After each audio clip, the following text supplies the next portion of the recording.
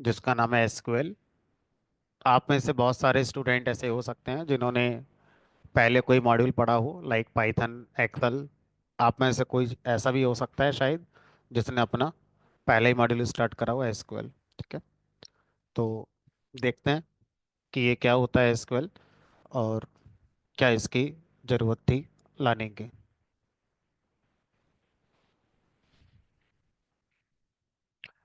तो कॉन्सेप्ट वास्तव में शुरू किसी और से होता है जिसका सॉल्यूशन एसक्यूएल हमें दिया गया है। कॉन्सेप्ट है हमारा यहाँ पर डेटा परसिस्टेंसी का।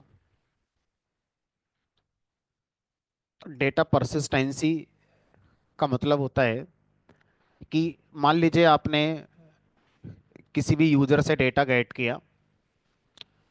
मान लीजिए आपसे कहा जाए कि कोई सॉफ्टवेयर है बैंक का, और इसमें कोई यूज़र है। अब यूज़र ने अपना अकाउंट ओपन कराया, तो यूज़र इस तरह से और भी बहुत सारे हैं। तो हर यूज़र ने उसी बैंक में अपना अकाउंट ओपन कराया, तो हर यूज़र का डेटा जनरेट होगा, लाइक उसका account number, account opening date, account में अभी करंट बैलेंस क्या है। ठीक है, अकाउंट आधार नंबर क्या है, अकाउंट होल्डर का नाम क्या है, नॉमिनी का नाम क्या है। तो इस तरह से काफ़ी इंफॉर्मेशन है जो हर कस्टमर के लिए बैंक को स्टोर करनी है। अब मान के चलते हैं कि जो बैंक का सॉफ्टवेयर है वो भी तो एक तरीके से कोई एक प्रोग्राम ही होगा, किसी प्रोग्रामिंग लैंग्वेज में लिखा हुआ। मान के चलते हैं वो प्रोग्राम किसी भी लैंग्वेज में लिखा गया होगा। तो किसी भी प्रोग्राम में अगर मुझे अपने डेटा को स्टोर करना है तो उसका एक ही सॉल्यूशन है, वो है वेरिएबल। आप अपने प्रोग्राम में वेरिएबल बनाओ, मान लो बैलेंस नाम का, और इसके अंदर किसी भी यूजर का बैलेंस स्टोर कर दो। आप दूसरा यूजर आए, एक वेरिएबल और बना दो बैलेंस टू नाम से, इसमें दूसरे यूजर का बैलेंस स्टोर कर दो।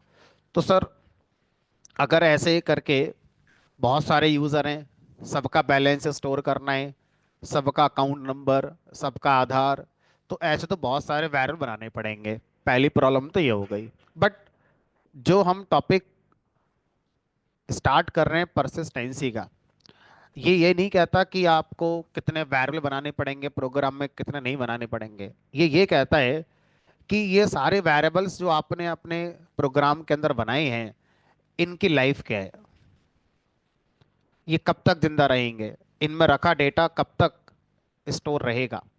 हमने कहा मैक्सिमम जब तक प्रोग्राम रन हो रहा है। अगर ये प्रोग्राम रन होने के बाद कंप्लीट हो जाए तो हमें ऐसा पता है कि किसी भी प्रोग्राम का वेरिएबल तब तक ही अपनी वैल्यू स्टोर कर पाता है जब तक प्रोग्राम चल रहा है मैक्सिमम। और प्रोग्राम खत्म, उस वेरिएबल में जो वैल्यू आई थी वो खत्म। अब दोबारा प्रोग्राम चलेगा, दोबारा वैल्यू आएगी। लेकिन सर, यहाँ वाले केस में तो ऐसा नहीं होना चाहिए। यूजर ने अपना जो भी डेटा दिया बैंक के सॉफ्टवेयर को, क्या वो डेटा यूजर जब लॉग आउट हो जाए या बैंक का सर्वर अगर कुछ समय के लिए शट डाउन हो भी जाए, तो क्या वो सारा डेटा डिलीट हो जाना चाहिए? हमने कहा नहीं, डेटा को तो हमें संभाल के रखना है। तो यहाँ पे एक टर्म इंट्रोड्यूस किया गया, परसिस्टेंसी। परसिस्टेंसी का मतलब है डेटा को परमानेंटली स्टोर करके रखना। इवन जिस प्रोग्राम ने उस डेटा को जनरेट किया था वो प्रोग्राम कंप्लीट हो जाए, उससे फर्क नहीं पड़ता। तो परसिस्टेंसी का मतलब होता है डेटा को परमानेंटली स्टोर करके रखना। परमानेंटली कब तक? जब तक आप चाहो। आप डिलीट करोगे तो होगा, सिस्टम शटडाउन होने पर भी डिलीट नहीं होना चाहिए। इट इज लाइक कि मेरे सिस्टम में बहुत सारे सॉन्ग रखे हुए हैं। अब अगर मैं सिस्टम को क्लोज कर दूं और अगले दिन ऑन करूं तो सारी फाइल मुझे मिलती हैं, डिलीट थोड़ा ना होती हैं। तो उसी तरह से हम अपने कस्टमर के डेटा को बैंक के सॉफ्टवेयर में रखना चाहते हैं कि अगर मान लो कुछ सेकंड के लिए या कुछ मिनट के लिए बैंक का सर्वर डाउन भी होता है और जब दोबारा अप हो तो डेटा तैयार मिले मुझे, ना कि ऐसा हो कि सर्वर डाउन हो गया तब तो डेटा खत्म हो गया। तो यहाँ पे डेटा परसिस्टेंसी की रिक्वायरमेंट आती है। तो जो बैंक का सॉफ्टवेयर है वो डेटा परसिस्टेंसी का यूज करता है।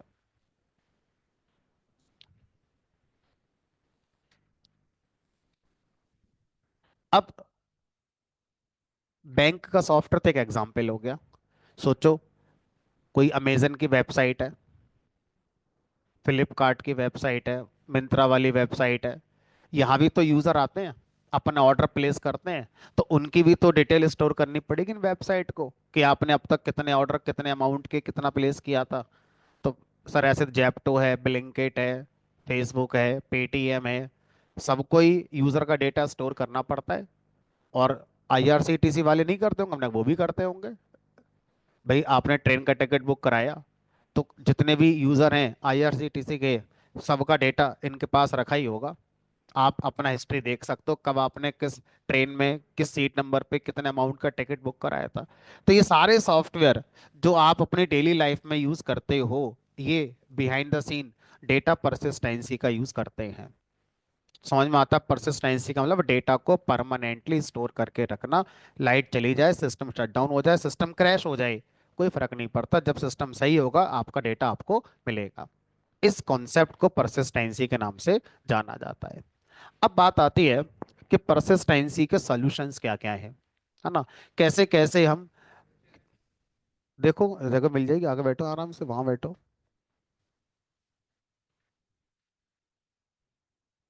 तो अगर हम परसिस्टेंसी की बात करें, तो परसिस्टेंसी के सॉल्यूशंस क्या क्या हैं? तो अगर हम परसिस्टेंसी के सॉल्यूशंस की बात करें, तो पहला सॉल्यूशन हो सकता है टेक्स्ट फाइल। आप कोई टेक्स्ट फाइल में डेटा स्टोर कर लो, जैसे नोटपैड की फाइल ओपन करी और उस पर अपना जैसे आप लिखते हो सेव हो ही जाता है वो, है ना? तो पहला ऑप्शन हो गया टेक्स्ट फाइल। अब टेक्स्ट फाइल के साथ कुछ चैलेंजेस आते हैं। क्या चैलेंजेस आएंगे वो देखते हैं।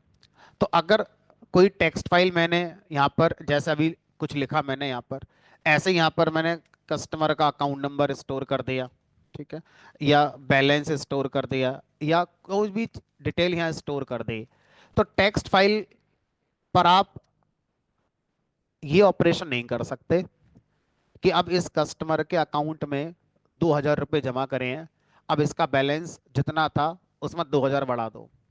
अब आपको मैनुअली जाके टेक्स्ट फाइल में एडिट करके आना पड़ेगा। सर ये तो इम्पॉसिबल है, क्योंकि पता नहीं कितने यूजर एक साथ कितना ट्रांजैक्शन कर रहे हैं, कोई इंसान मैनुअली बैठ के एडिट करेगा, ये तो इम्पॉसिबल है। तो सर पहली बार भी इम्पॉसिबल ही है टेक्स्ट फाइल में डेटा को लेकर आना।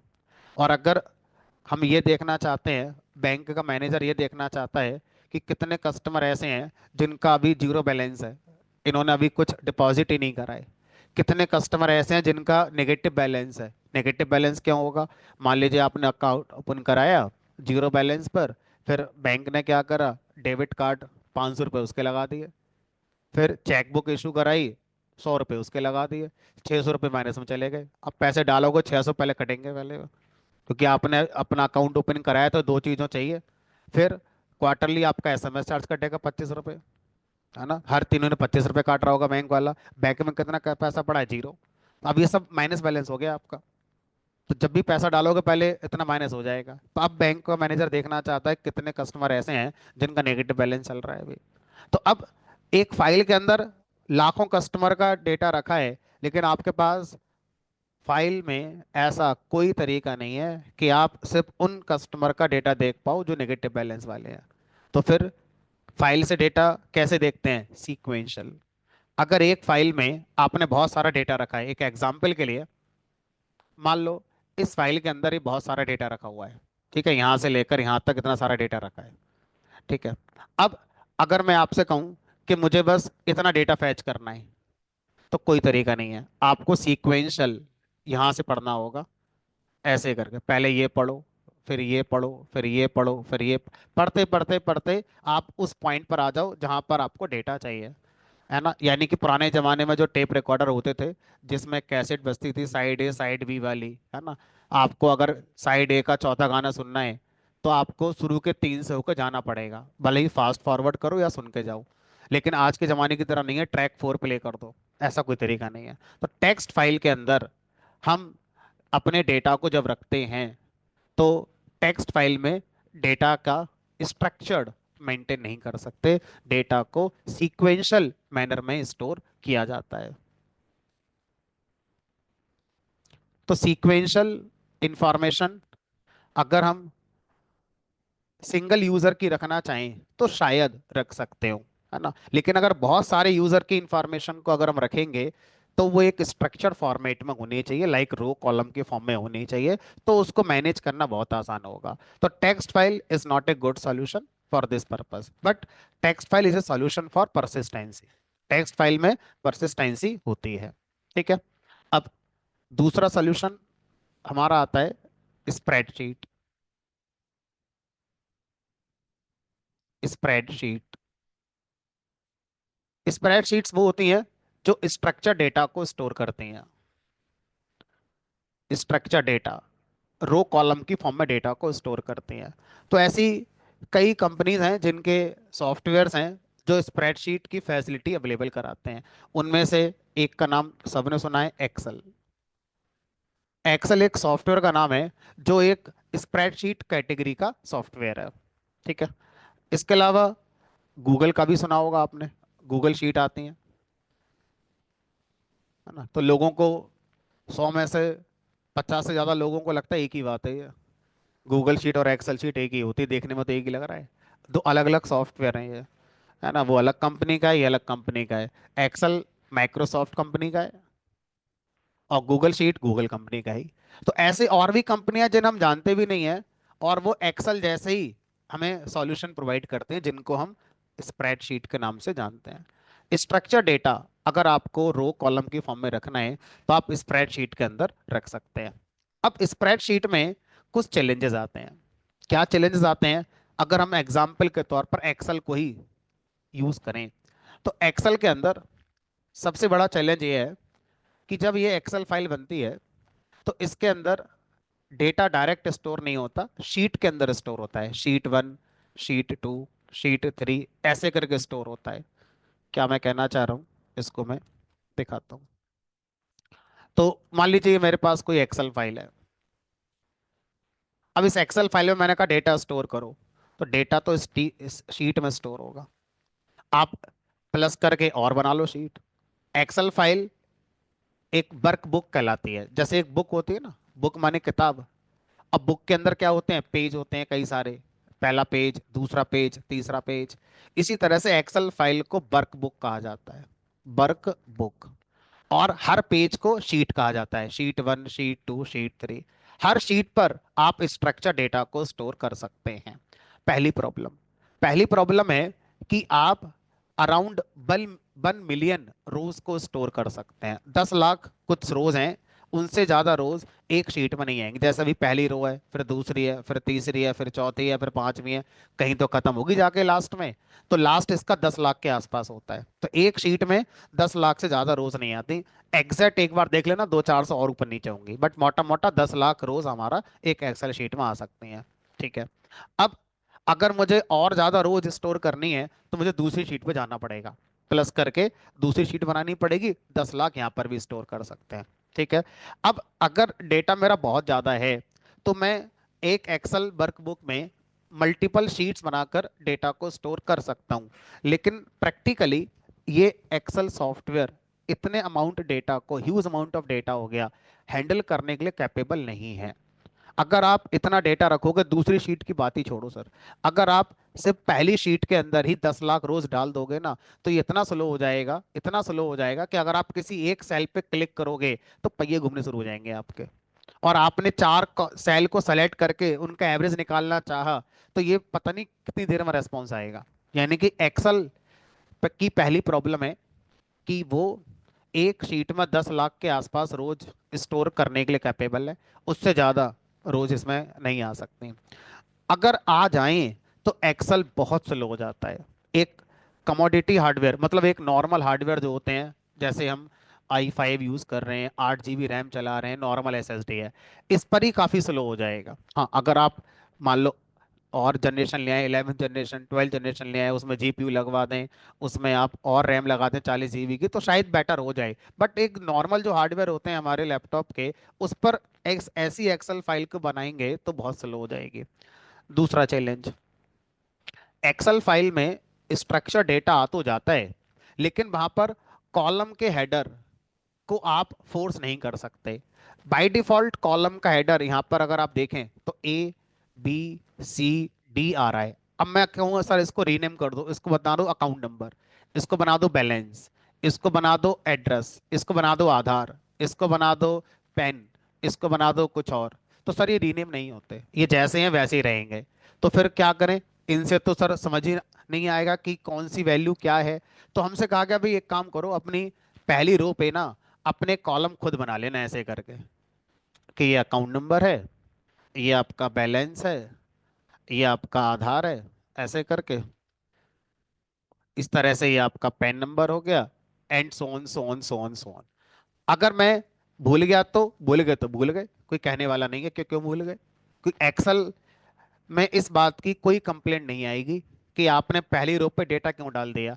पहली रो पे तो आप अपने हेडर बनाओ, अगर किसी ने नहीं डाले और सीधा अकाउंट नंबर यहीं लिख दिया तो फिर कोई प्रॉब्लम नहीं है। इसका मतलब ये हुआ कि एक्सेल की दूसरी प्रॉब्लम, यूजर डिफाइन जो हेडर होते हैं उनको फोर्स नहीं कहा जाता कि आपको बनाने ही पड़ेंगे। अगर किसी ने नहीं बनाए तो एक्सेल को इस बात से कोई प्रॉब्लम नहीं है कि आपने क्यों नहीं बनाए, क्योंकि बाय डिफॉल्ट चल ही रहा है, ABCD तो चल ही रहा है उसका। ठीक है। तीसरी प्रॉब्लम एक्सेल के अंदर, तीसरी प्रॉब्लम यह है कि अगर मैंने अकाउंट नंबर यहां लिखा किसी का 101, बैलेंस कर दिया 2000, आधार किसी का यहां पर ये कर दिया, पेन मैंने ABC 123 मान लो किसी का लिख दिया, 102 कर दिया। अब यहां पर मैंने कर दिया मान लीजिए 30,000।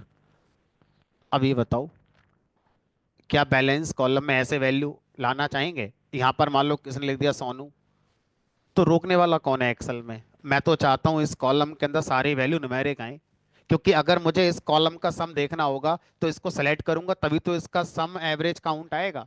अब देखो एवरेज से क्या बता रहा है यहाँ पर 4, सॉरी काउंट बता रहा है 4, लेकिन एवरेज कितना दिखा रहा है? सिर्फ 2,000। यानी कि इनको काउंट तो कर रहा है, यानी इस हेडर को भी काउंट कर रहा है, 1 2 3 4, लेकिन वैल्यू सिर्फ इसको पिक कर रहा है। तो सर ये तो गलत रिजल्ट सा और लग रहा है कुछ हमारे लिए। काउंट दिखा रहा है कुछ, वैल्यू पड़ी है कुछ। तो इसका कोई सोल्यूशन नहीं है कि भाई आप बैलेंस के अंदर ये इंसर्ट ही नहीं कर सकते।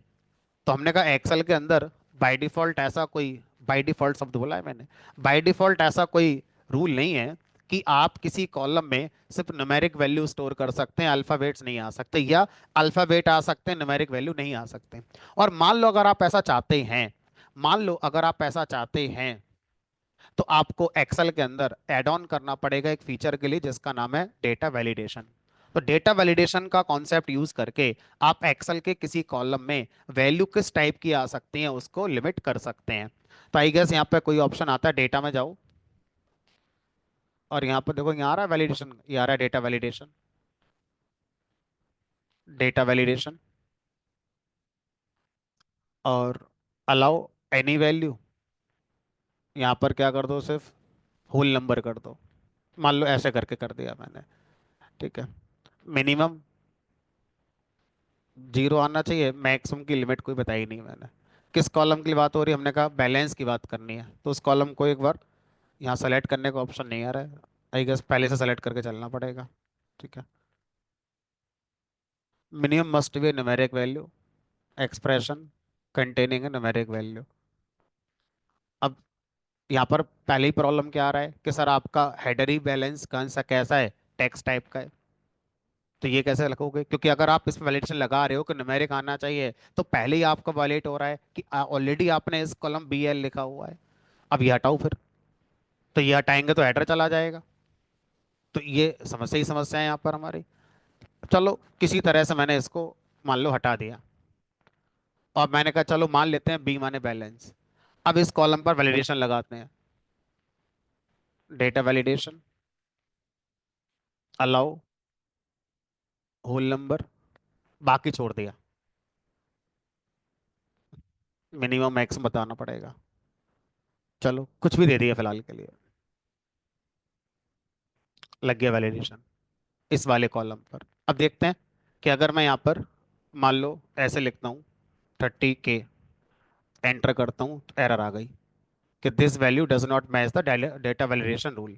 क्योंकि हमने इस कॉलम के लिए रूल क्या बना रखा है, इसमें सिर्फ होल नंबर आएगा, मतलब दशमलव भी नहीं आ सकता, अल्फाबेट भी नहीं आ सकता। ठीक है, तो आपको ये रोकना ही पड़ेगा। अब चला जाएगा, तो इसे बोलते हैं डेटा वैलिडेशन। लेकिन सर समस्या तो ये हो गई, आपने ऊपर हेडर हटा दी, हमने क्या करें, मजबूरी हटाना पड़ रहा है। अगर वो लगा रहेगा तो ये जाएगा ही नहीं हमारा। अगली प्रॉब्लम क्या है, अगली प्रॉब्लम यह है डेटा वैलिडेशन पास हमारा तब है जब आप मैनुअल एंट्री कर रहे हैं। अब जरा देखना, मैं यहाँ पर कुछ वैल्यू लिख रहा हूँ, 30K ABC, इन दोनों वैल्यू को मैंने यहाँ से कॉपी करा और यहाँ लाके पेस्ट कर दिया, कोई रोकने वाला नहीं है। डेटा वैलिडेशन कॉपी पेस्ट में काम नहीं करता है, मैनुअल एंटर करोगे तो काम करेगा। तो फिर तो सर होना ना होना, हमने कहा एक ही बात है, होना ना होना। एक बस इनिशियल लेवल पर आपको लगेगा कि हाँ एक्सेल में कुछ ऐसा होता है कि इस कॉलम में हम वैल्यू का लिमिट लगा सकते हैं कि ये नहीं आ सकती, वो नहीं आ सकती। एंटर करते समय आप सोचो आप कितना एंटर कर लोगे। अगर मैं कहीं से डेटा लाके कॉपी पेस्ट करना चाहूँ तो हो जाएगा सर, कोई दिक्कत नहीं है। तो आप या तो फिर इसमें एक काम और करना पड़ेगा, अगर आप ये भी रोकना चाहते हो तो एक्सेल में एक फीचर और होता है कि कॉपी पेस्ट हो ही नहीं सकता, आपको टाइप ही करना पड़ेगा। सर वो हम चाहते ही नहीं, ऐसे कब तक टाइप करेंगे। यूजर उधर ट्रांजैक्शन कर रहा है तो ट्रांजैक्शन मैनुअल थोड़ी एंटर करेंगे एक्सेल के अंदर, है ना। तो एक्सेल शीट के साथ पहली समस्या हो गई साइज की, 10 लाख रोज एक शीट में, और इतनी रोज आने पर एक्सेल बहुत स्लो हो जाता है, इसकी दूसरी समस्या हो गई। तीसरी समस्या हो गई, एक्सेल के अंदर हेडर फोर्सफुली आप नहीं बना सकते, डेट मीन्स हेडर बनाना आपका ऑप्शनल है। और अगली प्रॉब्लम हो गई वैलिडेशन रूल को लेकर, आप ये लिमिट नहीं कर सकते कि इस कॉलम में ये नहीं आ सकता, वो नहीं आ सकता। सोचो अगर ये अकाउंट नंबर है और मैंने दोबारा से 101 लिख दिया तो एक्सेल मना कर देगा, दोबारा क्यों लिख रहे हो, अकाउंट नंबर 101 तो पहले ही आ चुका, दोबारा क्यों आ रहा है। एक्सेल क्या पाने कि डुप्लीकेट क्या होता है, तो अब आपको फिल्टर लगाने पड़ेंगे कि डुप्लीकेट ना आए, है ना। तो एक्सेल के साथ क्या क्या समस्याएं हैं वो हमने देखी। एक और समस्या देखो, अगर आपने कई सारी शीट बनाई, डेटा बहुत ज्यादा था, तो इन शीट को आपस में लिंक कर सकते हो, कनेक्ट कर सकते हो कि मैं यहां पर एक ऑप्शन लगा दूं शीट 2 ऐसे करके, और हाइपर लिंक बना दूं, क्लिक करूं तो यहां चला जाऊंगा। ऐसे ही कहीं भी किसी भी शीट से किसी भी शीट पर आप हाइपर लिंक बनाकर दूसरी शीट पर जा सकते हैं। लेकिन आप ऐसा नहीं कर सकते कि सर शीट 3 में मान लो यहां पर मैं कोई डेटा एंटर करना चाहता हूं, तो यहां पर अगर मैं कोई अकाउंट नंबर एंटर करूं तो ये अकाउंट नंबर वही एंटर होना चाहिए जो इस शीट के इस कॉलम में है। इसको आप एक्सेल में रिप्रेजेंट नहीं कर सकते। इसे बोलते हैं हम फॉरेन की रिलेशन, मतलब एक शीट का दूसरे टेबल के साथ रिलेशन क्रिएट करना, ये आप नहीं कर सकते। एक शीट को दूसरी शीट से कनेक्ट कर सकते हो कि क्लिक करके चले जाओ, यहां क्लिक करने की बजाय आप हाइपरलिंक बना के क्लिक करके जा सकते हो। लेकिन ये नहीं कह सकते कि इस शीट में जो डेटा आएगा पहले चेक करो उस शीट में है कि नहीं, उसमें हो तभी आए वरना ना आए। तो ऐसा कोई कॉन्सेप्ट एक्सेल के अंदर नहीं है। ठीक है, तो अब एक्सेल अपने आप में एक अच्छा सॉफ्टवेयर है। इनिशियल लेवल पर अगर आप स्ट्रक्चर डेटा को स्टोर करना चाह रहे हैं, स्पेशली जब डेटा को एंटर करना होता है, अगर डेटा किसी सॉफ्टवेयर से जनरेटेड लाइक बैंक की वेबसाइट से, आईआरसीटीसी की वेबसाइट से जनरेटेड है, या अमेजन फ्लिपकार्ट जैसे सॉफ्टवेयर से जनरेटेड है, तो उस सॉफ्टवेयर जनरेटेड डेटा के लिए एक्सेल शीट एक अच्छा सोल्यूशन बिल्कुल नहीं है। मैनुअल इंसान एंटर करेगा स्ट्रक्चर फॉर्मेट का डेटा, उसके लिए बहुत अच्छा सॉल्यूशन है, क्योंकि वो इतना ही डेटा एंटर कर पाएगा जितना एक्सेल की कैपेसिटी है, उससे ज्यादा शायद उसकी जरूरत ही नहीं पड़ेगी एंटर करने की। ठीक है, तो इस तरह से अब आता है तीसरा सॉल्यूशन। पहला सॉल्यूशन हो गया टेक्स्ट फाइल सीक्वेंशियल डेटा के लिए, दूसरा हो गया spreadsheet like Excel, structure data जो मैनुअल एंटर होता है उसके लिए, ना कि सॉफ्टवेयर जनरेटेड डेटा को मैनेज करने के लिए, क्योंकि समस्याएं हैं वो हमने यहाँ पर देख ली, स्लो हो जाता है, वैलिडेशन के रूल में प्रॉब्लम्स हैं। उसके बाद दो शीट को आप रिलेट नहीं कर सकते, पेरेंट चाइल्ड शीट का कोई कॉन्सेप्ट नहीं है इसके अंदर। ठीक है, तो इस तरह के कुछ लिमिटेशंस हैं। उसके बाद अब तीसरा सोल्यूशन आता है जिसका नाम है RDBMS। RDBMS अगेन एक कैटेगरी होती है सॉफ्टवेयर की, जैसे स्प्रेडशीट एक कैटेगरी थी जिसके अंदर एक्सेल एक सॉफ्टवेयर का नाम था, जो स्प्रेडशीट कैटेगरी का है। इसी तरह से आरडीबीएमएस एक सॉफ्टवेयर का नाम नहीं है, आरडीबीएमएस एक सॉफ्टवेयर की कैटेगरी का नाम है, और इस कैटेगरी के अंदर कई सारे सॉफ्टवेयर फिर आपको मिल जाते हैं। तो जो आरडीबीएमएस सॉफ्टवेयर की कैटेगरी होती है, इसमें आप डेटा को स्ट्रक्चर्ड मैनर में स्टोर करते हैं। जैसे एक्सेल में स्ट्रक्चर मैनर में स्टोर हो रहा था, उस तरह से करते हैं। प्लस जो जो लिमिटेशंस एक्सेल में रह गई थी, उन सबको यहाँ पे सॉल्व कर दिया गया। जैसे आप एक्सेल के अंदर शीट में डेटा स्टोर करेंगे, आरडीबीएमएस के अंदर शीट की जगह टेबल होती है, टेबल के अंदर डेटा को स्टोर करेंगे। एक टेबल में कितनी रो स्टोर हो सकती हैं, इसकी कोई प्री डिफाइंड लिमिट नहीं होती है। ठीक है, एक एक्सेल जैसे एक टेबल के अंदर आप कितनी रोज बनाएंगे, उसका साइज होगा, ना कि नंबर ऑफ रोज होंगी। जैसे एग्जांपल मैं लूं 5 GB, तो एक टेबल के अंदर अराउंड 5 GB तक का डेटा आ जाता है। अब उस 5 GB डेटा में अगर 1 मिलियन रोज है, 10 लाख रोज है तो भी आ जाएंगी, 50 लाख रोज है तो भी आ जाएंगी, और अगर 10,000 ही हो गई, 5 GB पूरा हो गया, तो 10,000 ज्यादा नहीं आएंगी फिर। तो इस तरह से नंबर ऑफ रोज की जगह आरडीबीएमएस काम करता है साइज के ऊपर, कि इतने साइज का डेटा हमारा आ सकता है। ठीक है, और अगर आप दूसरी टेबल इस्तेमाल करते हैं, 5 GB डेटा इसमें आ जाएगा। और दो टेबल को रिलेट करने का कॉन्सेप्ट भी यहां पर इसलिए रखा गया है, क्योंकि एक टेबल में अगर जितना डेटा है सारा नहीं आ पा रहा है, तो सजेस्ट किया जाता है अगर आ भी रहा है तो मत रखना। क्यों नहीं रखना? क्योंकि अगर एक टेबल में बहुत सारा डेटा आपने रख दिया और उसमें से कोई पर्टिकुलर डेटा ढूंढना है, तो सर्चिंग स्लो हो जाएगी। आप बहुत सारा डेटा में से अपने काम का डेटा ढूंढोगे, टाइम बहुत लगेगा। तो रिकमेंड यही किया जाता है कि आप अलग अलग टेबल के अंदर अपने डेटा को मैनेज करके चलें, और इन टेबल्स को आपस में रिलेट करें। कनेक्ट करना अलग चीज होती है, रिलेट करना अलग चीज होती है, तो हम इनको आपस में रिलेट कर सकते हैं। टेबल के अंदर रूल है कि आपको कॉलम के हेडर बनाने ही पड़ेंगे। अगर आपने नहीं बनाए तो टेबल ही नहीं बनेगी। रूल है कि टेबल में कॉलम के हेडर बनाने ही पड़ेंगे, एक्सेल की तरह नहीं कि बनाओ बनाओ मत बनाओ, एबीसीडी आ ही रहे हैं। यहाँ कोई डिफॉल्ट हेडर नहीं होते कि एबीसीडी एक्सेल की तरह, आपको ही बनाने पड़ेंगे। और दूसरा, जब आप कॉलम के हेडर बनाएंगे, उसी समय आपको वहां पर वैलिडेशन रूल लगाना होता है कि इस कॉलम, जैसे आपने बैलेंस नाम से बनाया, तो आप बताओ इसमें कौन सी वैल्यू आएगी, और वही वैल्यू आएगी। अब दूसरी वैल्यू आ ही नहीं सकती, चाहे कॉपी पेस्ट करो, चाहे मैनुअल एंटर करो, चाहे सॉफ्टवेयर जनरेट हो। ये रूल जो लगा इस पर, वो हर तरह से जब डेटा इसमें इंसर्ट होगा, हर तरह से वो रूल हमारा काम करेगा। ना कि एक्सेल की तरह जब एंटर करोगे तभी काम करेगा, कॉपी पेस्ट करोगे तो रूल ही फेल हो जाएगा वो। तो यहाँ पर जो रूल लगेंगे, वो किसी भी तरह से डेटा जब आएगा टेबल में, तो हर तरीके पे काम हमारा वो करेगा। तो इस तरह से इंडस्ट्री में अगर स्ट्रक्चर डेटा को, जो सॉफ्टवेयर जनरेटेड है, अगर मैं उसको परसिस्ट कराना चाहता हूं, तो आरडीबीएमएस हमारी फर्स्ट चॉइस होती है, ना कि एक्सेल हमारी चॉइस होती है। ठीक है, अब बात आती है आरडीबीएमएस जो सॉफ्टवेयर्स होते हैं, कौन कौन कंपनी है जो इन्हें बनाती हैं। जैसे आपने स्प्रेडशीट के बारे में बताया कि माइक्रोसॉफ्ट कंपनी है, एक्सेल नाम से स्प्रेडशीट बनाती है। गूगल एक कंपनी है जो गूगल शीट नाम से स्प्रेडशीट बनाती है। इसी तरह से आरडीबीएमएस कैटेगरी के जो सॉफ्टवेयर्स हैं, वो कौन कौन सी कंपनी बनाती हैं, उनके क्या क्या नाम है, वो भी कुछ ना कुछ होते होंगे। आंसर इज यस, है ना? तो एक हमारा है जिसका नाम है माई सीक्वल।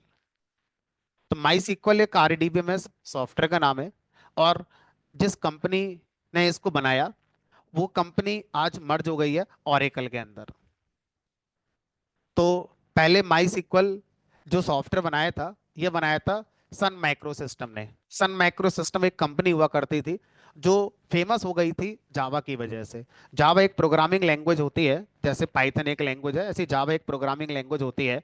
ठीक है, तो भी सही है। तो उस लैंग्वेज को जिस कंपनी ने बनाया था, उसका नाम था सन माइक्रो सिस्टम। और सन माइक्रो सिस्टम ने ही माई सीक्वल आरडीबीएमएस को बनाया था। सन माइक्रो सिस्टम कंपनी को खरीद लिया ओरेकल ने, है ना? जैसे आप देखो तो आपका व्हाट्सअप खरीद लिया मेटा वाले ने, ट्विटर को खरीद लिया, है ना? तो ये सब चलता रहता है। इसी तरह से माई सीक्वल को खरीद लिया ओरेकल वाले ने। तो आज की डेट में जो माई सीक्वल हमारा आरडीबीएमएस है, ये ओरेकल कंपनी चला रही है। आई गेस 2010 में खरीदा था, बहुत पुरानी बात हो गई है तो। ठीक है, इसके अलावा एक और है हमारा, जिसका नाम है DB2। DB2 RDBMS, ये IBM कंपनी का है। ठीक है। इसके अलावा एक और है हमारा, जिसका नाम है सिक्वल सर्वर। सिक्वल सर्वर ये माइक्रोसॉफ्ट कंपनी का है। माइक्रोसॉफ्ट कंपनी का है। एक और है ऑरिकल नाम से ही, जो ऑरिकल कंपनी का ही बनाया हुआ है। मतलब ऑरिकल कंपनी का अपना भी आरडीबीएमएस चला करता था मार्केट में, और उसने दूसरी कंपनी का भी खरीद लिया। तो आज ऑरिकल कंपनी के दो आरडीबीएमएस मार्केट में है, एक माई है और एक आपका ऑरिकल वाला है। तो इस तरह से पोस्ट ग्रे सर्वर है, और बहुत सारे हैं एटसेट्रा यहाँ पर लिख सकते हैं। ठीक है। तो ये हमारे कुछ आरडीबीएमएस सॉफ्टवेयर्स होते हैं, जिस पर आप अपने डेटा को स्ट्रक्चर्ड मैनर में परसिस्ट करा सकते हैं, और इजीली आप इन पर फर्दर ऑपरेशन भी कर सकते हैं। ठीक है। अब पहला सॉल्यूशन, दूसरा सॉल्यूशन, तीसरा सॉल्यूशन, चौथा एक सॉल्यूशन और हमारा रिसेंटली इंडस्ट्री के अंदर चल रहा है, जिसको हम बोलते हैं नो सिक्वल स्टोरेज या no SQL database. No SQL database में हम आरडीबीएमएस की तरह स्ट्रक्चर्ड डेटा भी स्टोर कर सकते हैं, और टेक्स्ट फाइल की तरह अनस्ट्रक्चर्ड डेटा भी स्टोर कर सकते हैं। तो इसमें स्ट्रक्चर्ड और अनस्ट्रक्चर्ड दोनों डेटा को स्टोर करने की फैसिलिटी होती है। और इसके अंदर जो हमारा आरडीबीएमएस सॉफ्टवेयर्स होते हैं, उनसे ज़्यादा डेटा मैनेज करने की कैपेसिटी होती है। ठीक है। तो जब थोड़ा डिस्कस करेंगे तब बात करेंगे। अभी कौन कौन सी कंपनीज हैं जो नो सिक्वल डेटाबेस हमारा चलाती हैं। तो एक मोंगोडीबी डेटाबेस है। इसको बनाने वाली कंपनी का नाम भी मोंगोडीबी कॉरपोरेशन है। ठीक है, अलग से कोई कंपनी ने नहीं बनाया। एक कासेंद्रा करके आता है, ये अपाचे वालों ने बनाया है कासेंद्रा करके। ये मोंगोडीबी ऑर्गेनाइजेशन ही है, उन्हीं ने बनाया है। ऐसे ही एक रेडिस करके आता है, ऐसे ही एक एच बेस करके आता है। तो ऐसे बहुत सारे हमारे पास नो सिक्वल आरडीबीएमएस होते हैं। तो अगर हम अभी देखें परसिस्टेंसी के सॉल्यूशन, तो जनरली टेक्स्ट, स्प्रेडशीट, आरडीबीएमएस और नो सिक्वल, ये चार मार्केट के अंदर हमारे चल रहे हैं। इन जनरल किसी भी सॉफ्टवेयर के साथ हम आरडीबीएमएस को लगाना प्रेफर करते हैं। ठीक है। जब हमारा डेटा बिग डेटा की तरफ मूव कर जाए, तो हम नो सिक्वल पर जाना प्रेफर करते हैं। जब हमारा डेटा बिग डेटा की तरफ चला जाए, जैसे फेसबुक, अभी हम यहाँ पढ़ रहे हैं, पता नहीं इतनी देर में कितने रील, कितने पोस्ट, कितने लाइक, कितने कमेंट आ गए होंगे, और ये कंटिन्यूसली 24 घंटे चलता रहेगा। तो इतना डेटा है, इतना डेटा है कि शायद आरडीबीएमएस में अगर हम उतना डेटा स्टोर करेंगे, तो मना नहीं करेगा आरडीबीएमएस, लेकिन उसकी कॉस्ट बहुत बढ़ेगी। आरडीबीएमएस में आप अगर बहुत ज़्यादा डेटा स्टोर करना चाहते हैं, तो आपको वहाँ पर कॉस्टिंग ज़्यादा आती है। क्यों आती है? क्योंकि आपको वहाँ पर हार्डवेयर और अपने अपग्रेड करने पड़ते हैं उतने डेटा को मैनेज करने के लिए।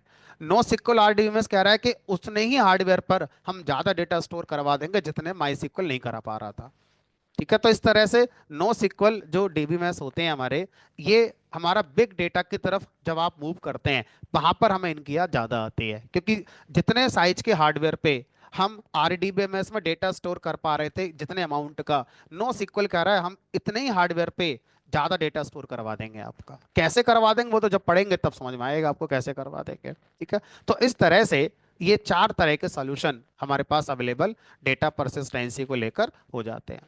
ठीक है। अब इनमें से हम लोग आरडीबीएमएस वाले सॉल्यूशन पे डिस्कशन करेंगे, और जो हमारे सिलेबस के अंदर आरडीबीएमएस है जो पढ़ना है, उसका नाम है माई सिक्वल। ठीक है।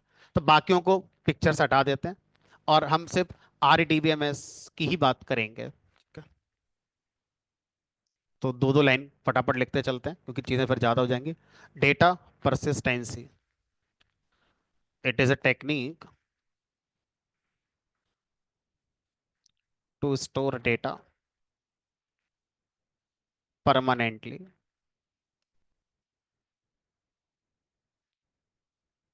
There are multiple solutions for persistency.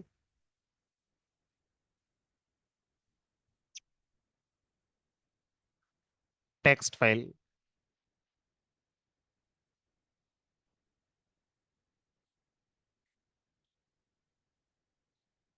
Best suitable for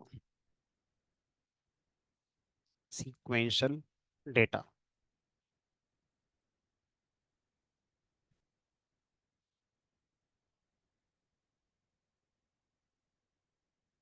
to maintain log of softwares.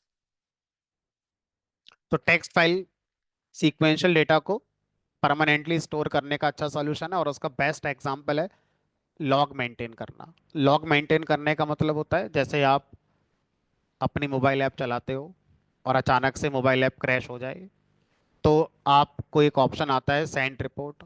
तो इसका मतलब है बिहाइंड द सीन वो एप्लीकेशन एक फाइल के अंदर इंफॉर्मेशन स्टोर करती है कि मोबाइल का वर्जन क्या था, हार्डवेयर कौन सा था, इसमें कौन सा ओएस का वर्जन चल रहा था, और किस एक्टिविटी के करने पर ये एप्लीकेशन क्रैश हुई है। वो सारी इंफॉर्मेशन डेवलपर को सेंड कर दी जाएगी। तो वो फाइल जिसमें ये इंफॉर्मेशन स्टोर करी गई उसे लॉग फाइल कहते हैं।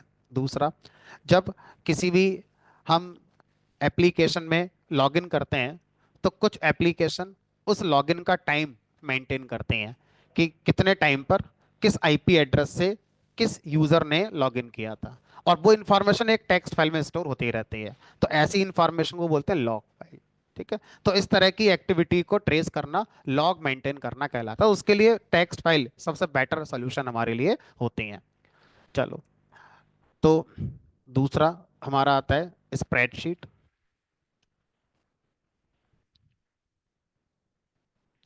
लाइक एक्सेल,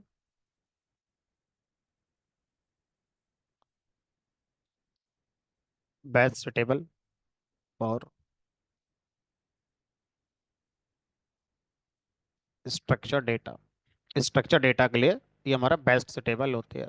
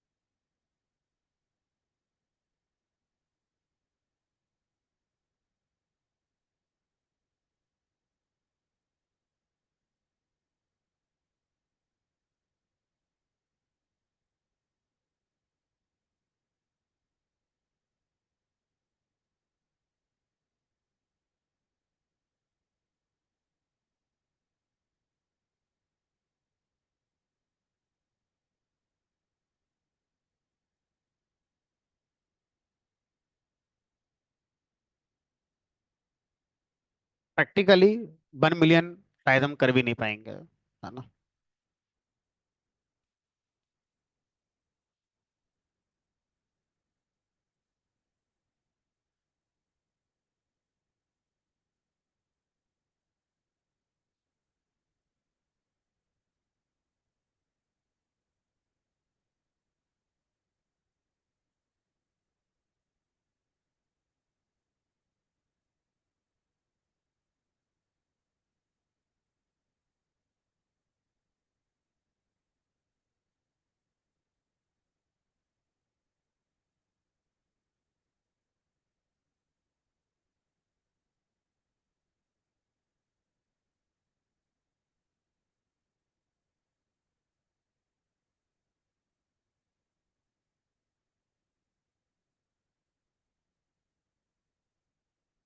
तो these are the some limitations of Excel. तो best suitable for structure data, अगर वो स्ट्रक्चर डेटा आप मैनुअल एंटर करते हैं, उसके लिए बेस्ट सुटेबल हमारा हो सकता है। Plus day to day calculation करना है डेटा पे जो आपने एंटर करा था, उसके लिए बढ़िया हो सकता है, क्योंकि एक्सेल में सिर्फ डेटा को स्टोर ही नहीं किया जाता। एक्सेल में डेटा पर आप कैलकुलेशन भी कर सकते हैं। एक्सेल में आप अपने डेटा पर फार्मूला भी लगा सकते हैं। जैसे मान लीजिए आपके पास कोई डेटा है, और यहाँ पर एक कॉलम है प्रिंसिपल, एक है रेट ऑफ इंटरेस्ट, एक है टाइम। तो 5 लाख रुपए ये रेट ऑफ इंटरेस्ट है, ये 3 साल है। ये किसी का 8 लाख रुपए है, 6.5% रेट ऑफ इंटरेस्ट है, 5 साल है। ऐसे करके डेटा है। अब मुझसे कहा गया एक्सेल में क्या करो, सबका सिंपल इंटरेस्ट निकाल कर दिखा दो।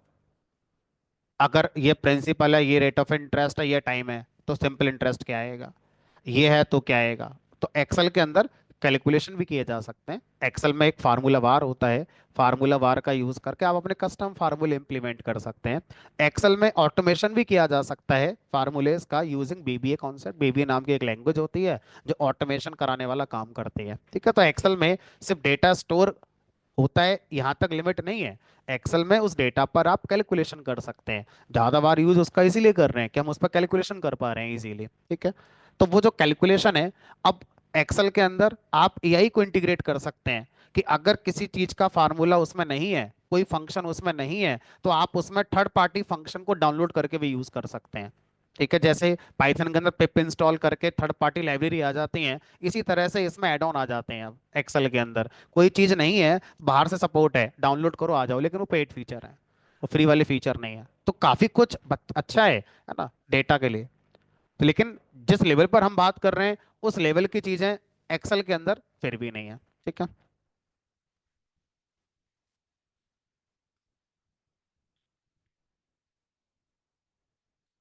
We may also perform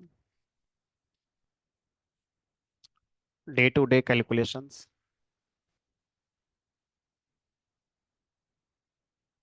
and also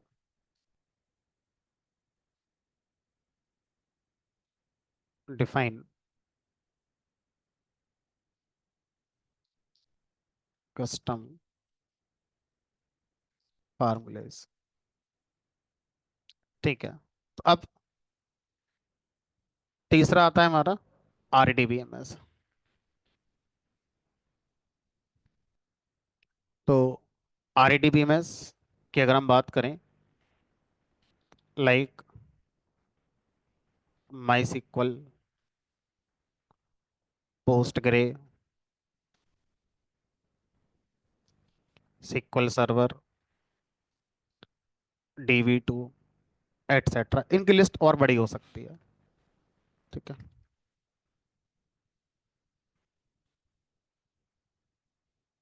best suitable for structure data. अब यहाँ भी आपने लिख दिया best suitable for structure data. तो ब्रैकेट में मैं थोड़ा सा क्लैरिटी देने की कोशिश करता हूँ। ठीक है, तो best suitable for structure data. ठीक है, इफ एंटर्ड मैनुअली, अगर आपने इसको मैनुअली एंटर करा है। Best suitable for structure data if generated from software, चाहे वो कोई वेबसाइट हो, चाहे कोई मोबाइल एप्लीकेशन हो, चाहे वो कुछ भी हो सकती है। तो वहां पर बेस्ट सुटेबल है हमारे।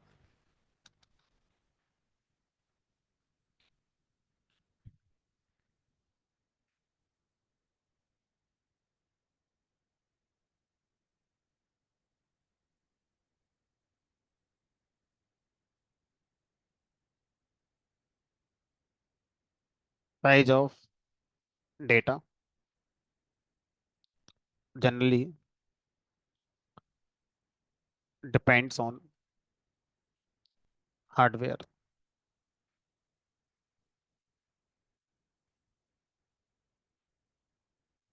इन जनरल वी में store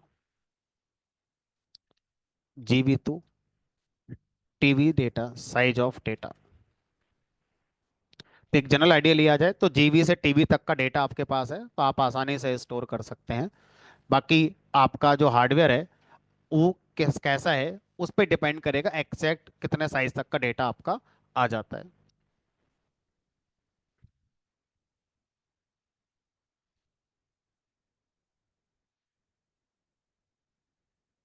better performance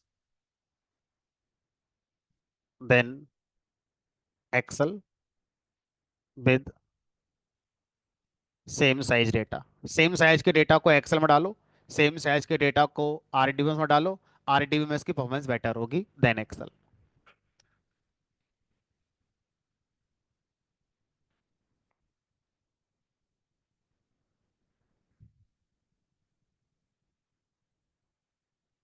support of, strong support of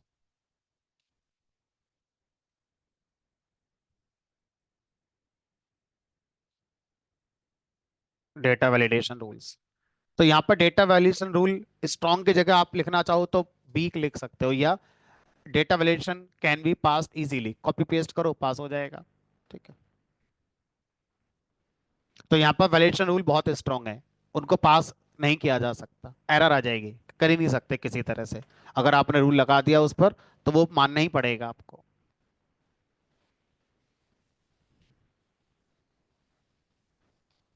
relationship is allowed. जो यहाँ पर रिलेशनशिप टेबल शीट्स के बीच में नहीं होती है, यहाँ पर टेबल्स जो होती हैं वहां पर आपका अलाउड होती है।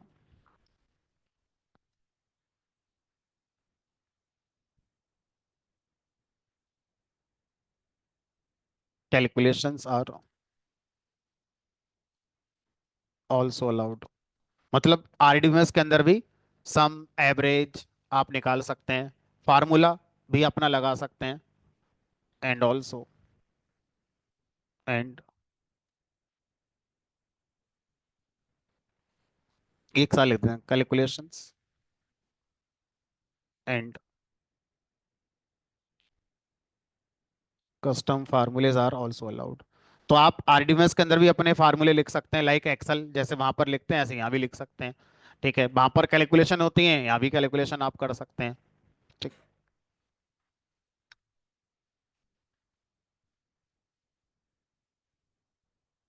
अगला आता है आपका नो सिक्वल।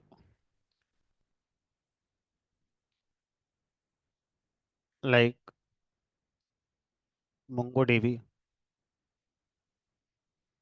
कासेंद्रा, Redis, etcetera.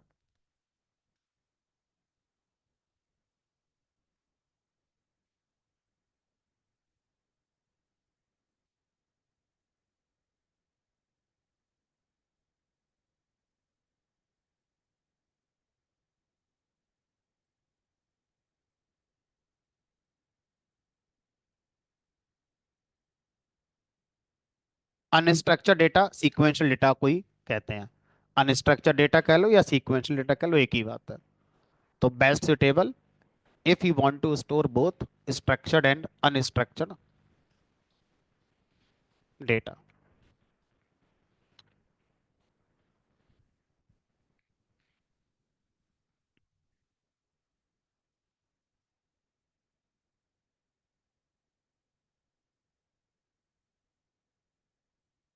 नहीं, पावर वे डेटा स्टोर करने के लिए यूज नहीं होता।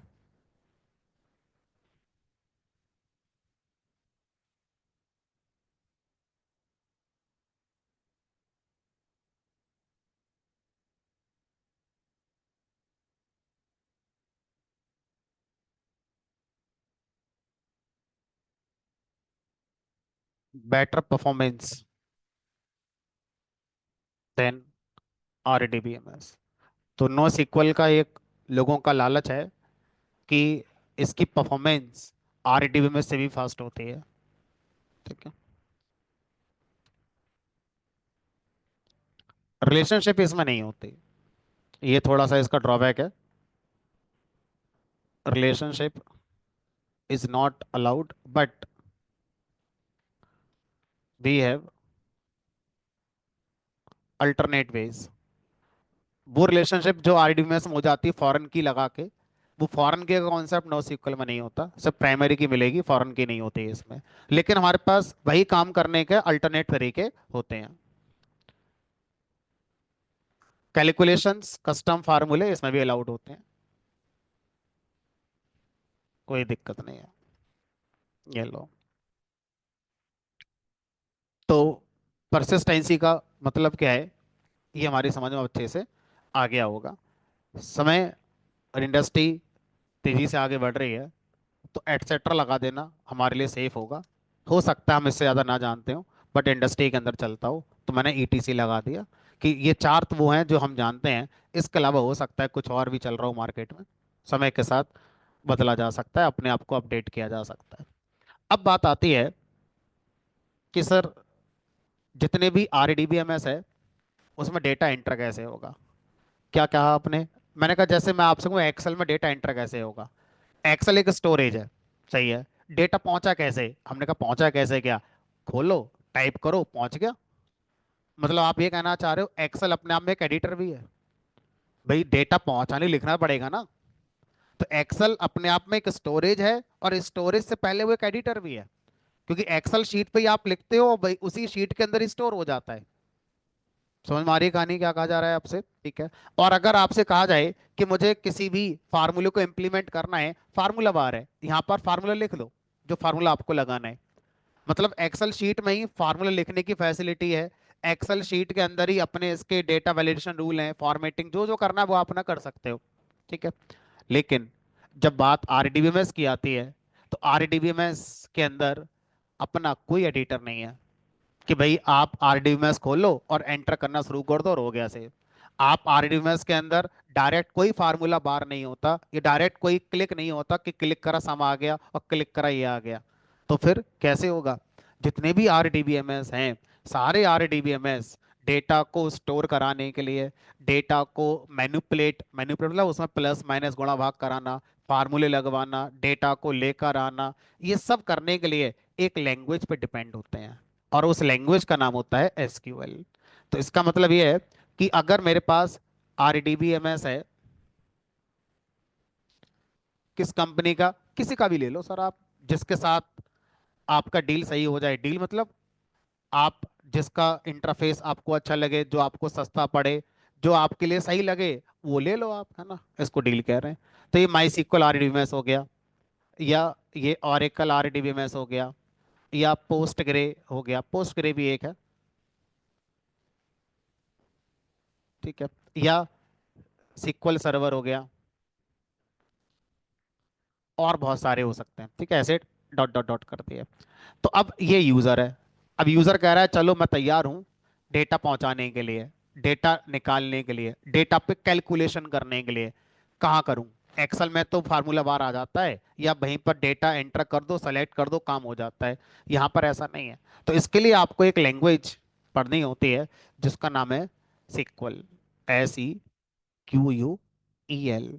सिक्वल एक लैंग्वेज का नाम है जो आरडीबीएमएस लैंग्वेज कहलाती है। It is not a programming language, it is a language of RDBMS. ठीक है। अब कोई भी यूजर सिक्वल लैंग्वेज का यूज करके किसी भी आरडीबीएमएस में कैलकुलेशन कर सकता है, डेटा को स्टोर कर सकता है, डेटा को फैच कर सकता है, डेटा को अपडेट कर सकता है, डिलीट कर सकता है।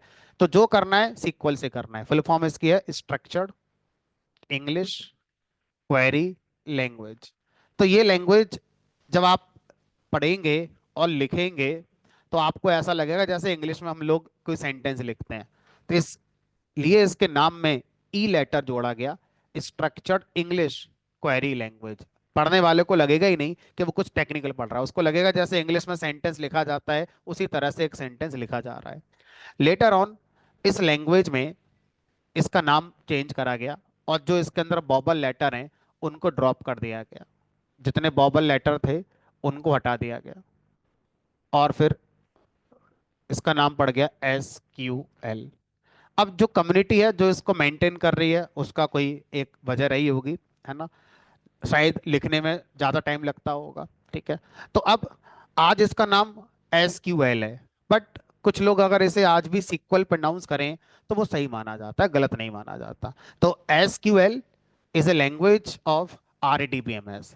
It is not a language of like software development. आप इससे कोई सॉफ्टवेयर डेवलप नहीं करते हैं, इससे किसी RDBMS में डेटा को पहुंचाना, डेटा को लाना, डेटा पे कैलकुलेशन करना, ये काम करने के लिए आप एसक्यूएल लैंग्वेज को पढ़ते हैं।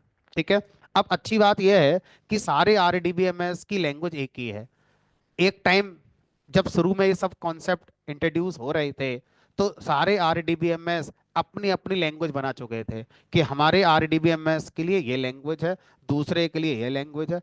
प्रोग्रामर को बहुत दिक्कतें आती थी। लेटर ऑन सारे आरडीबीएमएस वाले एक हमारे ज्वाइंट एफर्ट का पार्ट बने और एक कॉमन एग्रीमेंट पर साइन हुआ कि चलो ठीक है, हम सब लोग अब एक ही लैंग्वेज पर अपना काम करेंगे, सो डैट जो प्रोग्रामर्स हैं उनको दिक्कतें ज़्यादा नहीं होंगी। ठीक है, तो अब एसक्यूएल जो लैंग्वेज है, इस लैंग्वेज में अगर कोई चेंज करेगा तो कौन करेगा? क्योंकि एसक्यूएल लैंग्वेज को तो माई पे भी चलना है, ओरेकल पे भी चलना है, यहाँ भी चलना है, यहाँ भी चलना है। तो इसके लिए इन लोगों ने क्या करा, एक थर्ड पार्टी अपॉइंट करी। उस थर्ड पार्टी का नाम था एएनएसआई। एएनएसआई एक कंपनी थी जिससे कहा गया आप हम सबके बीच में एक ब्रिज का काम करो। अगर माई सीक्वल वाले को लगता है एसक्यूएल लैंग्वेज में कोई चेंज करना चाहिए, तो एएनएसआई जो कम्युनिटी है उसके पास माई सीक्वल वाले जाएंगे। एएनएसआई कम्युनिटी एक ड्राफ्ट तैयार करेगी उस चीज का, और जितने और आरडीबीएमएस वाले हैं उनके साथ मीटिंग करेगी कि भाई ये सजेशन आया है माई वालों की तरफ से, आप सब बताओ आपकी क्या राय है। अगर एक अंडरस्टैंडिंग बनती है, वोटिंग वगैरह करा के जो भी होता है जैसे संसद वगैरह में होता है उस तरह से, फिर हमारा एएनएसआई संस्था क्या करेगी, एसक्यूएल में चेंजेस को सजेस्ट करेगी। फिर सारे आरडीबीएस वालों को बात माननी पड़ेगी, भले ही वो उसके अगेंस्ट ही क्यों ना थे। ठीक है, तो लेटर ऑन यहाँ पर एएनएसआई के साथ एक और संस्था को जोड़ा गया इस स्टैंडर्ड को आगे बढ़ाने के लिए, जिसका नाम है आईएसओ। तो आज एसक्यूएल एक स्टैंडर्ड की तरह काम करता है, और ये स्टैंडर्ड एएनएसआई आईएसओ जो ऑर्गेनाइजेशंस हैं ये मेंटेन करती हैं। एसक्यूएल के अंदर कितने डेटा टाइप होंगे, एसक्यूएल के अंदर कौन सी क्वेरी कैसे चलेगी, इसका स्टैंडर्ड यहाँ से तैयार होता है, और उन सबको रन कराने की फैसिलिटी इन सबको देनी पड़ेगी। तो इस तरह से एसक्यूएल एक कॉमन स्टैंडर्ड हो गया for all the RDBMS softwares. ठीक है, चलो अब मान लीजिए एसक्यूएल लैंग्वेज में हमें बताया गया कि भाई इस काम को किया जाना है। हमने कुछ लिखा, उस काम को करने की कोई कैलकुलेशन लिखी, तो हम गलत भी तो लिख सकते हैं, हम इंसान है, गलत भी तो लिख सकते हैं। तो हमने जो लिखा उसको कौन वेरीफाई करेगा कि हमने सही लिखा है कि गलत लिखा है? एएनएसआई वाले करेंगे, हमने कहा नहीं। ये तो सिर्फ क्या बताते हैं, ये तो कागज पे लिख के दे देते हैं कि भाई ये नॉर्म्स हैं, एसक्यूएल पढ़ने वाले ये देख लें और एसक्यूएल रन कराने वाले भी इसको देख लें। इस लाइन को दोबारा समझेंगे। एसक्यूएल एएनएसआई आईओसी की तरफ से एसक्यूएल में क्या दिया जाता है, डॉक्यूमेंटेशन कागज पे लिख कर दे दिया जाता है। अब इस कागज को जो एसक्यूएल पढ़ने वाला है वो पढ़ ले, और इस कागज को जो आरडीबीएमएस सॉफ्टवेयर बनाने वाली कंपनीज हैं वो पढ़ें, ताकि यूजर इस कागज के अकॉर्डिंग कुछ लिखेगा तो उस लिखे हुए को यहाँ पर उसी तरह से रन करना होगा। ठीक है, तो इस तरह से ये एक कागज का टुकड़ा है जो एनएसआई की तरफ से बस दिया जाता है। एक्चुअल इस एसक्यूएल में आपने जो भी लिखा उसका एग्जीक्यूशन ये आरडीबीएमएस सॉफ्टवेयर वाले ही करेंगे। कैसे? In the form of SQL engine. जैसे आप में से बहुत सारे लोगों ने पाइथन पढ़ रखी है, पाइथन में आपने कुछ भी लिखा तो जो आपने लिखा वो गलत भी तो हो सकता है, तो उसमें सिंटैक्स एरर चेक नहीं होगी, उसका मशीन कोड नहीं बनेगा, तो कौन बनाता है? इंटरप्रेटर।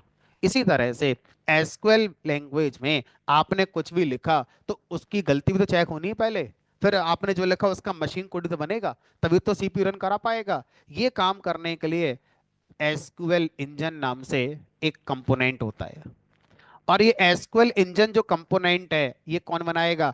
आरडीबीएमएस बनाने वाली कंपनी। तो माई सीक्वल अपना एसक्यूएल इंजन बनाएगा, ओरेकल वाला अपना एसक्यूएल इंजन बनाएगा। इस तरह से हर आरडीबीएस वाला अपना अपना एसक्यूएल इंजन लेकर आता है।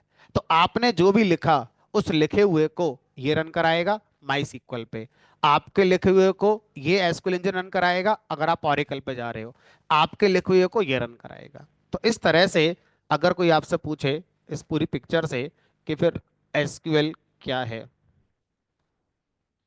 तो अब एक तो इसकी फुल फॉर्म हो गई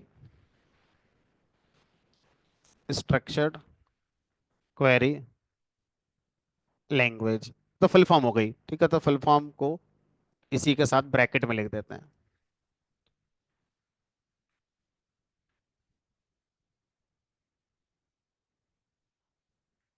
अब इसके बारे में एक लाइन लिखते हैं। It is a common standard for all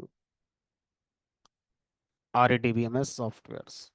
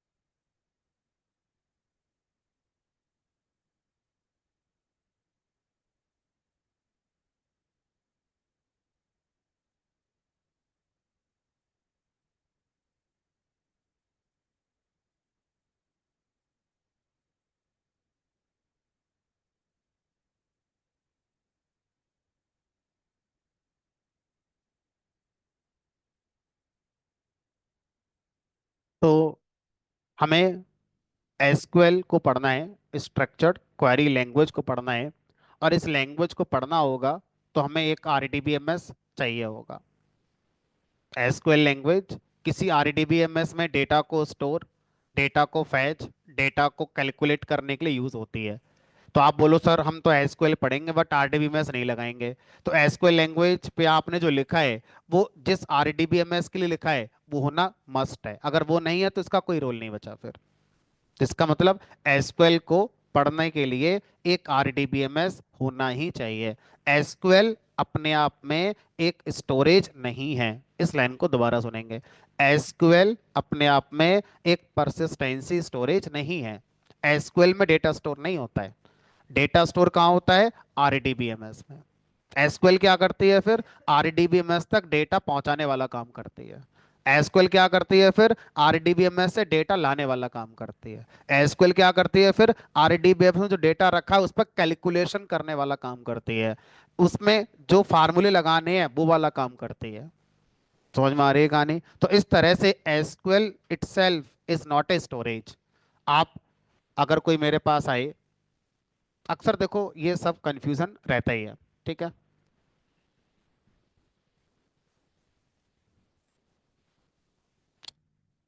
SQL ना तो कोई टूल है, ना ही कोई लाइब्रेरी है, ना ही कोई लैंग्वेज है। नाम में एल आ रहा है तो यहां पर आप एक कह सकते हो कि ये अपने आप में एक लैंग्वेज नहीं है, ये लैंग्वेज का एक स्टैंडर्ड है। तो यहां पर इसको ऐसे लिख सकते हैं, स्टैंडर्ड फॉर RDBMS। अच्छा ठीक है, मैं इसको एक एग्जाम्पल से समझाने की कोशिश करता हूँ कि एसक्यूएल और RDBMS के बीच का क्या रिलेशन है। ठीक है, किसी के पास वन प्लस का मोबाइल है, किसी के पास MI का मोबाइल है, किसी के पास ओप्पो का मोबाइल है, किसी के पास सैमसंग का मोबाइल है। ठीक है। अब ये बताओ, ये सारे जो कंपनीज हैं, ये क्या प्रोवाइड कर रही हैं? हम्म। ये सारी कंपनीज हार्डवेयर प्रोवाइड करती हैं। हार्डवेयर। इन सब के अंदर जो प्लेटफॉर्म चल रहा है वो कौन चल रहा है? एंड्रॉइड। अब ये बताओ, वन प्लस वाले ने एंड्रॉइड बनाया? वन प्लस वाले ने फिर क्या बनाया? हार्डवेयर। जो उसमें प्रोसेसर है, उसमें जो कैमरा है, उसमें जो जो भी हार्डवेयर वाला पार्ट है, वो वन प्लस कंपनी बनवा रही है, इंपोर्ट कर रही है, मुझसे मैटर नहीं है। लेकिन वन प्लस ने एंड्रॉइड नहीं बनाया। एमआई फिर कैसे अलग है? किसने बनाया एंड्रॉइड? हमने कहा नहीं, इसने अपने हार्डवेयर बनाए। लेकिन ये सारे के सारे मोबाइल हमारा किस प्लेटफॉर्म को सपोर्ट करते हैं? एंड्रॉइड स्टैंडर्ड को सपोर्ट करते हैं। अब अगर मैं कोई ऐप बनाऊंगा मोबाइल की, तो मैं सैमसंग के लिए बनाऊंगा या वन प्लस के लिए बनाऊंगा? किसके लिए बनाऊंगा मैं? एंड्रॉइड के लिए बनाऊंगा। और मार्केट में कल को एक नया भी कोई कंप्यूटर आ जाए और वो भी एंड्रॉइड को सपोर्ट करने लगे, तो मेरी ऐप उस पर भी चलेगी। ऐसे ही होगा हमारा। लेकिन अब बात अभी खत्म नहीं हुई है, बात अभी चल रही है। अब ये बताओ कि फिर एंड्रॉइड को किसने बनाया? गूगल ने। बहुत को तो आज ही पता चला होगा, है ना, कि एंड्रॉइड को बनाया था गूगल ने। ठीक है। अब ये बताओ, समय के साथ साथ क्या हमारा एंड्रॉइड के वर्जन नहीं आते होंगे? आते होंगे। अब जब गूगल ने एंड्रॉइड का कोई नया वर्जन रिलीज करा, तो अब ये सारे हार्डवेयर वाले अपने आप को अपडेट नहीं करेंगे? इसी तरह से एसक्यूएल आप यहां मान लो, ये एसक्यूएल है, और ये आपका ऑरेकल है, ये आपका माई सिक्वल है, ये आपका माइक्रोसॉफ्ट वाला हो गया, ये आपका पोस्टग्रे हो गया। अब जितने भी ये आरडीबीएमएस वाले हैं, ये सब एसक्यूएल को मानते हैं। ठीक है। एसक्यूएल का स्टैंडर्ड कौन देता है? हमारा एएनएसआई आईएसओ वाले देते हैं। अगर उन्होंने इसका कोई नया स्टैंडर्ड रिलीज करा, तो इन सबको इसको मानना पड़ेगा, और अगला वर्जन अपना भी रिलीज करके लाएंगे। इसका मतलब जितने भी आरडीबी में सॉफ्टवेयर हैं, इनके भी समय के साथ साथ क्या आते होंगे? फिर हमारे वर्जन आते होंगे। ठीक है। चलो, तो इस तरह से अगर मैं एक डेवलपर हूं, तो मैं क्या पढूं? मैं ऑरेकल पढूं, या माई सिक्वल पढूं, या सिक्वल सर्वर पढूं, या पोस्टग्रे पढूं? हमने कहा आप एसक्यूएल पढ़ो। जो एसक्यूएल पढ़ोगे वो यहां भी चलेगी, यहां भी चलेगी, और यहां भी चलेगी, और यहां भी चलेगी। तो एसक्यूएल फिर कौन है? हमने कहा एसक्यूएल को डिफाइन जब हम करते हैं, तो एसक्यूएल एक स्टैंडर्ड है, ये कह के डिफाइन करते हैं। भले ही इसके नाम में लास्ट में एक लैंग्वेज वर्ड आ रहा है। ठीक है। और ये एक ऐसा स्टैंडर्ड है जिस स्टैंडर्ड पे जो भी एसक्यूएल डेवलपर लिखेगा कुछ, उस लिखे हुए को रन करने की रेस्पॉन्सिबिलिटी इन आरडीबीएमएस सॉफ्टवेयर वालों की होगी। मतलब थोड़ा आसान करके समझें, तो एसक्यूएल एक ऐसी लैंग्वेज है जिसका स्टैंडर्ड एक कंपनी देती है, और उस स्टैंडर्ड पे जो लिखोगे उसको रन करने के लिए जो सॉफ्टवेयर आता है, वो आरडीबीएमएस वाले लोग देते हैं। तो एसक्यूएल इंजन बनाने का काम एएनएसआई आईएसओ का नहीं है। एसक्यूएल इंजन बनाने का काम ऑरेकल का है, माइक्रोसॉफ्ट वालों का है, पोस्टग्रे वालों का है। इस तरह से हमारा ये चलता है। ठीक है। अब कंक्लूड अगर हम करें एक सिंगल स्टेटमेंट में, बहुत आउटर लेवल पर, इतना ज्यादा ना समझकर कि एएनएसआई कौन होता है, आईएसओ क्या होता है, वो सब हटा दें पिक्चर से। तो एक छोटा सा लाइन अगर हम बोलें, तो हम ये बोलेंगे, SQL is a language for all RDBMS. बात खत्म हो गई। SQL is a language for database. मतलब आरडीबीएमएस क्या हो, शॉर्ट में डेटाबेस का हो, सामने वाला समझ जाता आप कहना क्या चाह रहे हो। ठीक है। तो आपको ये सब बताने की जरूरत नहीं है सामने वाले को कि एनएसआई कंपनी है, स्टैंडर्ड बनता है, फिर ड्राफ्ट बनता है, वो सब कहानी नहीं सुनानी है। तो आपको अपने लिए कि हाँ जी ऐसा ऐसा होता है कुछ। नहीं नहीं, अब ये तो एक अलग कहानी है कि आप एसक्यूएल को किस आरडीबीएमएस पे रन कराएंगे। ये हर कंपनी का अपना अपना है। मान लो किसी कंपनी में कोई प्रोजेक्ट चल रहा है, और वहां पर उन्होंने माई सिक्वल लगा रखा है, तो आप एसक्यूएल को माई सिक्वल पे चला रहे होगे। अब उसी कंपनी में एक प्रोजेक्ट और चल रहा है, जो हो सकता है पोस्ट ग्रे पे चल रहा हो, तो अब आपको वही एसक्यूएल कहाँ चलानी पड़ेगी? पोस्ट ग्रे पे चलानी आनी चाहिए। तो अब ये डिसीजन कौन लेगा कि आप डेटा को स्टोर करने के लिए कौन सा आरडीबीएमएस यूज करेंगे? ये तो जो आपकी कंपनी के प्रोजेक्ट मैनेजर हैं वो कुछ फैक्टर्स पे डिसाइड करेंगे। इनमें से कुछ ओपन सोर्स हैं, फ्रीली अवेलेबल हैं, और कुछ लाइसेंस वाले हैं कि आपको पैसे देने पड़ेंगे तब आप यूज कर सकते हैं। ठीक है, तो सबका अपना अपना है। ठीक है, तो पहले से अब ये तो वाली बात हो गई ना कि आप कौन सा मोबाइल खरीदोगे। सैमसंग खरीदोगे, वन प्लस खरीदोगे, ओप्पो खरीदोगे, सब में एंड्रॉइड चल ही रही है। तो लास्ट में ये बोलोगे मैटर ऑफ चॉइस वाली बात है। टेक्निकल बातें भी हो सकती हैं, किसी की बैटरी अच्छी है, किसी का कैमरा अच्छा है, सीधी सी बात, जितना पैसा डालो उतना चीज मिल ही जाएगी। लास्ट में आके यही बोलोगे कि मैटर ऑफ चॉइस, अकड़ा वक्कड़ जो आ जाए ठीक है। तो इसी तरह से आरडीएमएस बहुत सारे हैं, तो कहीं ना कहीं टेक्निकल कंपैरिजन भी होता होगा। और वो टेक्निकल कंपैरिजन में तीन चार बातें मेन होती होंगी। कॉस्ट, सस्ता कौन पड़ रहा है। दूसरा, कहीं ना कहीं एग्जीक्यूशन स्लो फास्ट, कि हो सकता है किसी एक एसक्यूएल इंजन में कोई ऐसी एल्गो डाल दी गई जिससे आपका एग्जीक्यूशन ज्यादा फास्ट हो गया देन दूसरा वाले एसक्यूएल इंजन। तीसरा, मेमोरी कंजप्शन, हो सकता है किसी में मेमोरी कंप्रेस करके आप यूज करवा रहे होंगे, उतने ही हमारा साइज में ज्यादा डेटा आ गया, दूसरे वाले में साइज उतना नहीं आ पा रहा है। तो ये कुछ टेक्निकल फैक्टर रहते होंगे डिसीजन लेते समय। और एक नॉन टेक्निकल फैक्टर, मेरे पास रिसोर्स कौन सा अवेलेबल है। जैसे मेरे पास चार लोग बैठे हुए हैं, उन्होंने पिछले प्रोजेक्ट में माई सीक्वल पे काम करा था। अब अगला प्रोजेक्ट आएगा तो मैं पहली प्रेफरेंस ये रखूंगा कि वो माई सीक्वल पे ही बने, क्योंकि आपका एक्सपीरियंस हो गया तो आपको अच्छी अंडरस्टैंडिंग हो गई होगी उस एनवायरनमेंट की। तो मेरे पास रिसोर्स किस फील्ड का अवेलेबल है ये भी एक फैक्टर होता है। ठीक है, चलो अब बात आती है जॉब की। जब आप इंटरव्यू के लिए जाएंगे, जॉब के लिए जाएंगे, तो वहां हमसे क्या पूछेंगे? आरडीबीएमएस पूछेंगे कि एसक्यूएल पूछेंगे? हमसे 90% केस में एसक्यूएल पूछी जाती है। अब क्वेश्चन आता है कि एसक्यूएल को क्या वो ऐसा तो नहीं कहेंगे कि नहीं आपको सिक्वल सर्वर पे ही आनी चाहिए, या पोस्ट ग्रे पे ही आनी चाहिए, या माई सिक्वल पे ही आनी चाहिए? 10% केस में ऐसा हो जाता है।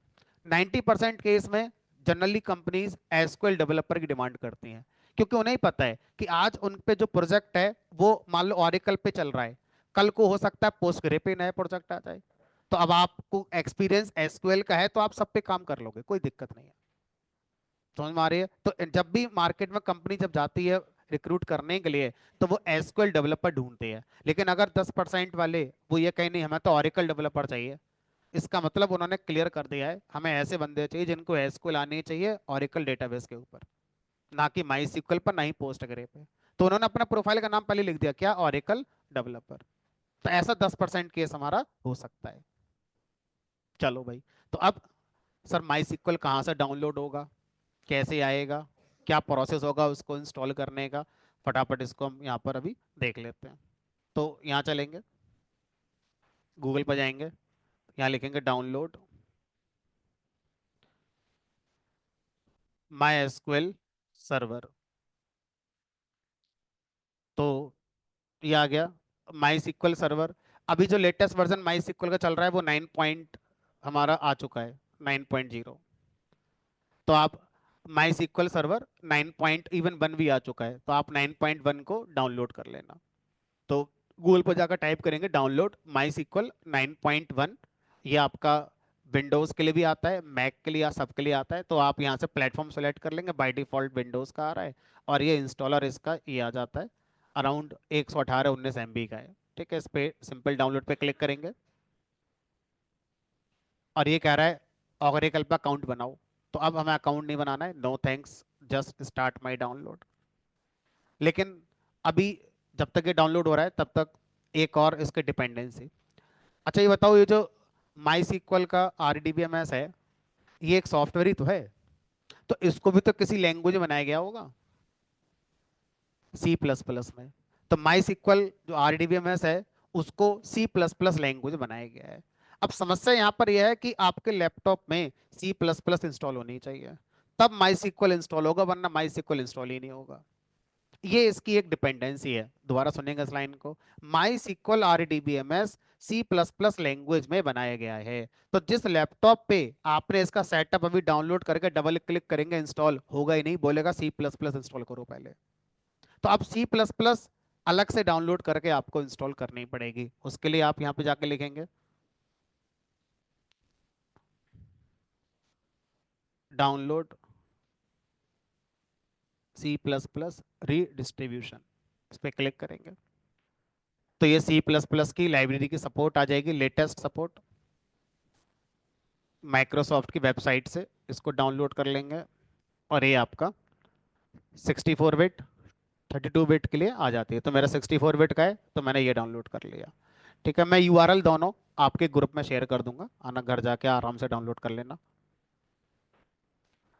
ये आपका सी प्लस प्लस की सपोर्ट डाउनलोड हो जाती है। तो अब सबसे पहले आपको क्या करना है, जो सी प्लस प्लस की लाइब्रेरीज का जो सेटअप आया है, डबल क्लिक करके नेक्स्ट नेक्स्ट नेक्स्ट पहले ये इंस्टॉल करना है।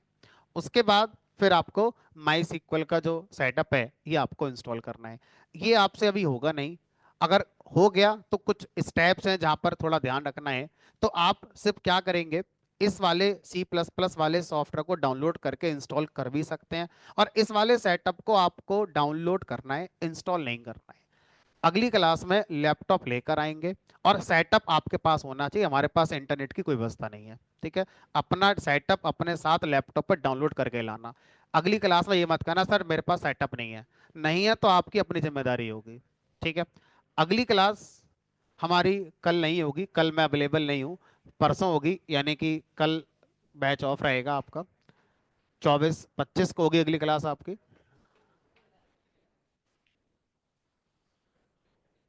नहीं, 25 को क्लास होगी, और 25 को जो क्लास होगी उसका टाइम थोड़ा सा बढ़ाएंगे, क्योंकि जो कल ऑफ रहेगा उसका कंपनसेट करेंगे, 11 बजे से रखेंगे, ठीक है। तो 25 तारीख को क्लास होगी, 11 बजे मिलेंगे, कल ऑफ रहेगा, ठीक है। लैपटॉप लेकर आना है, पाइथन का सेटअप, सॉरी माई एसक्यूएल का सेटअप लैपटॉप में होना चाहिए, इंस्टॉल क्लास में मैं कराऊंगा, ठीक है।